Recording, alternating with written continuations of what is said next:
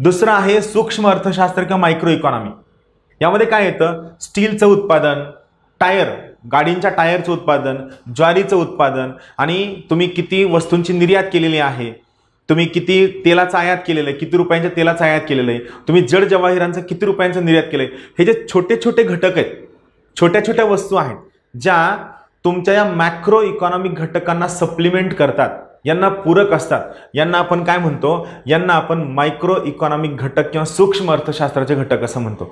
For example, macro economic फॅक्टरची development, त्यांचा विकास दाखवतात, त्यांना सप्लिमेंट करतात, त्या सर्व घटकांना आपण काय म्हणतो, मायक्रो इकॉनॉमिक फॅक्टर असं म्हणतो. राहील लक्षात.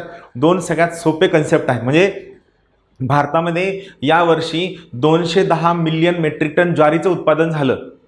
मला सांगा, भारतामध्ये 210 मिलियन मेट्रिक टन ज्वारीचं उत्पादन झालंय, यावरनं भारत हा ज्वारीचा सगळ्यात मोठा उत्पादन करणारा देश आहे, हे कळतं का? नाही कळत. याला आपल्याला खूप गोष्टी कंपेअर कराव्या लागतील. पण जेव्हा आपण या ज्वारीच्या उत्पादनाला बाकीच्या सगळ्या अन्नधान्याच्या उत्पादनासोबत कंपेअर करतो, त्यावेळेस आपल्याला कळतं की ज्वारीचं स्टेटस काय आहे.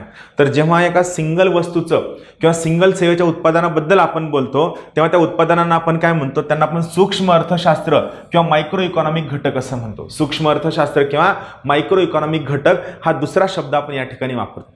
राहील लक्षात. तरी सगळ्यात पहिली महत्त्वाची गोष्ट आहे जी अर्थव्यवस्था आहे, या अर्थव्यवस्थेला आपण दोन महत्त्वाच्या घटकांमध्ये डिवाइड करतो.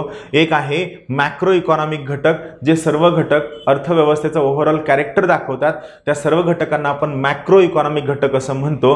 तर जे सर्व छोटे छोटे घटक मॅक्रो इकॉनॉमिक घटकांना कॉम्प्लिमेंट करतात किंवा सप्लिमेंट करतात, त्या सर्व घटकांना आपण काय म्हणतो, मायक्रो इकॉनॉमिक किंवा सूक्ष्म अर्थशास्त्राचा घटक असं म्हणतो. राहील लक्षात.